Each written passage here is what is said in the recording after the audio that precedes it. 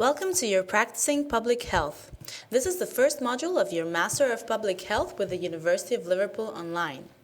Today, I'm going to show you how to navigate around your class and the most important aspects of your participation. As you did for your student readiness orientation, to access your class, you will have to go to your Lens account. You can do this via my.ohcampus.com. This is the address of your student portal. Once you are there, click on the Enter Classroom button, which you will find on the middle of the window of your Lens homepage.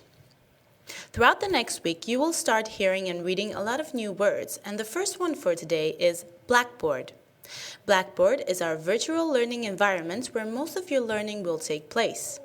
Now, I'm going to share my desktop so we can start with the virtual tour. During this presentation, I'm going to explain to you different sections in class and their purpose. I would like to start with the announcements section. In this section, you will find all the public announcements from your instructor with general information or reminders. Within the announcements window, you will see the title of the announcement. To read the full text, you only need to click on the link of each announcement or the link labeled as More Announcements. Now, I would like you to move to the blue navigation menu on the left-hand side of your screen and briefly introduce each section. On the first group, we find Module Home. The Module Home is your home page. Here you can find the announcements in class and summary of your grades and alerts. On your module syllabus, you will find all the guidelines about what is expected from you for each task, deadlines, word counts, and assessment information. We recommend you to read through it and download the syllabus on PDF format for future reference. The Module Tools is a section which provides you with information about the program resources, academic honesty declaration, student handbook, online library, and citing and referencing system for your program. It also includes an important citation reminder. The discussion board is a direct access to all the active forums in your class. You will find the link to sign the Academic Honesty Declaration here, general chat, questions to your instructor that all the classmates can benefit from, and the link to all the weekly collaborations. The live chat option will be enabled when the instructor requires it for a group work. The Contact Faculty section is a really important feature. As an internal messaging system, you may use it to communicate via email in private with your instructor and classmates. Please make sure you get into the habit of checking this section every time you access your classroom. Moving forward, I'm now going to introduce what the heart of your classroom is: the Classroom Navigator. It is really important to understand that the Classroom Navigator is where you find all the relevant information, resources, and activities required to successfully complete your module. Let's see how it works. On the Classroom Navigator, you will be introduced to the module topic and the approach to postgraduate learning. This is an evidence-based learning model with the aim of optimizing learning through exploring related readings and resources, in addition to providing a variety of shared activities which promote understanding through exchange of ideas and reflection on the different perspectives of your fellow classmates and instructor. Also, you will be invited to read a brief explanation of each unit, how the learning will be assessed in this module, and the overall learning objectives for this module. It is interesting to identify the key words while reading the overall learning objectives. These are critical, appraise, and apply. So key aspects of this learning approach is that the instructor does not hold the right answer and you produce the information. Instead, it requires that you assess ideas, appraise validity, make judgments on the coherence of ideas or theories, and also decide how applicable or not they are on your practice setting. Throughout this module, you will also develop other skills like self-reflection on your personal learning and development, communication, and online learning. Furthermore, I would like to emphasize the notion of collaborative work, sharing, and critiquing your classmates' ideas. This is an essential component of the module, and it is called collaborations, which we will review later on. Please be aware that in order to complete this module, you will have to participate in 6 units. Every unit lasts 2 weeks. Consequently, the total length of this module is 12 weeks. And your week as a student with the University of Liverpool starts on a Thursday, which we call day 1, and ends on a Wednesday, which is day 7. I would like to recommend to our students to sign the Academic Honesty Declaration before starting Unit 1. To sign your academic honesty declaration, you need to click on the discussion board link on the blue navigation panel. Select the academic honesty declaration thread. Carefully read through it, and once you're done, click on the reply button. Type, "I agree and accept this declaration," and click Submit.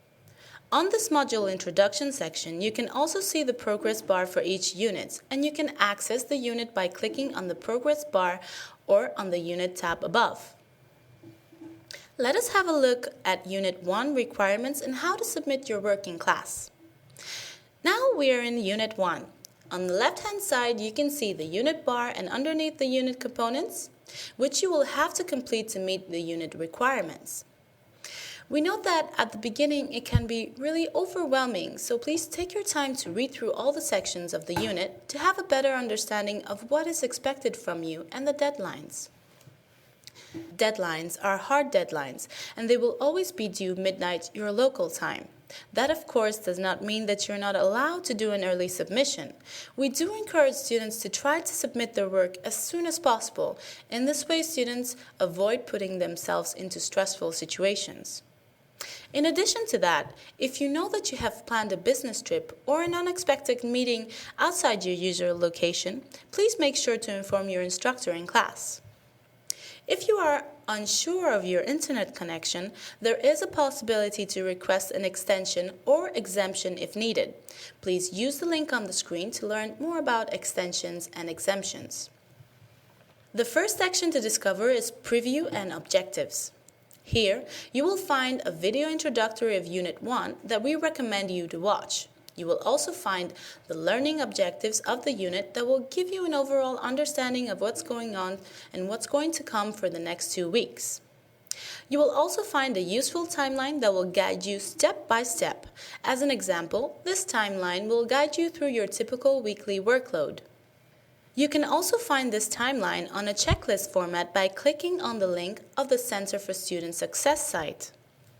On the unit guide, you will find more information of what is expected from you during this first unit. Within the Learning Resources section, you will find all the articles, media, or handouts that will enable you to start your work on the collaborations or individual assignments during the week. Right after each resource or task, you have a Marked as Complete box. You will have to tick on this box in order to follow your progress throughout the unit. Notice that the progress bar will be showing all your progress with a blue line, and every time you complete a reading or a task, it will be discounted from the total number of resources or tasks. One of the first required tasks every week is a collaboration. As it shows in the class collaboration, deadline is Saturday, day 3, and as a guide, your initial posting should be about 350 words. After that, to complete your collaboration, you should participate on the discussion forum for Collaboration Unit 1 in 3 out of 5 days when the collaboration activity is over 1 week, as they are in Units 1 and 2. Be aware that from Unit 3 and onwards, you will have a different rhythm and you will be moved to a 2-week cycle. To submit your answer to the collaboration and participate on the discussion, you will need to click on the links on the blue panel of the left-hand side of your screen, under Collaborations. It is really important to understand at this stage that all the contents and information related to each component of the module will be found in the Classroom Navigator, and all the links to submit and participate on the different tasks are located on the blue panel. Therefore, as you can see on the blue panel, you have a link to each task or component: collaborations, individual assignments, professional learning log, or end of module project. Then, you click on the collaborations link on the blue panel and select the relevant unit thread. In this case, Unit 1 Collaboration Forum. During Unit 1, you will have to submit and participate in 2 collaborations. And that's why you can see on the screen Unit 1 Collaboration 1 and Unit 1 Collaboration 2. Within this forum, students will be divided into 2 groups, Group A and Group B. This will benefit the interaction between the students. To submit your work and participate on the forum, you will go through the same steps you used to sign your academic honesty declaration or during your practice on the student readiness orientation. You might be asking yourselves how these collaborations will be assessed during your program. The instructor will not only take into consideration for the assessment the product or concept created, but the process on how you arrived to that point, how involved, supportive, and/or challenging you have been with your colleagues in developing ideas. So you have to be active and a team player. Please refer to the collaboration portion in your unit assessment rubric by clicking the rubrics button in the Classroom Navigator. Review the criteria for a quality collaboration discussion, which will guide your participation throughout the module. On the subject of individual assignments, it is important to note that they will be due always Wednesdays by midnight your time zone. The length should be around 500 words, plus minus 10%. Since the deadline is Wednesday, there will not be any discussion in the forum about individual assignments. This is because in the future, the collaborations will be the starting point to building up towards the individual assignments. Therefore, you are only required to submit through Turnitin. Turnitin is the matching software that the University of Liverpool is using to avoid plagiarism or the abuse of external resources. As a summary, I would like to explain that Turnitin is a database used by most institutions and universities around the globe. And after your submission, it will create a report that will tell you and your instructor how much work derives from your own words and how much derives from external resources. It is really important to understand how Turnitin works and how to use it to review your work. You can use the link on your screen to learn more about utilizing Turnitin for your own benefit. So, to submit our work, we will click again on the blue panel, Individual Assignment link. For each individual assignment, you will have two Turnitin links. The first one will always be the draft link. Please notice that this draft link will only be available for you during the first module and on the dissertation, so you can check your paper before a definitive submission. When checking your Turnitin report, you will have to pay special attention to the percentage of external resources used, and if those resources highlighted by the report are properly cited and referenced as per your citing and referencing style. In your program, you will be using the University of Liverpool Harvard referencing system. Do not hesitate to request support from your instructor in class, or us, the student support team.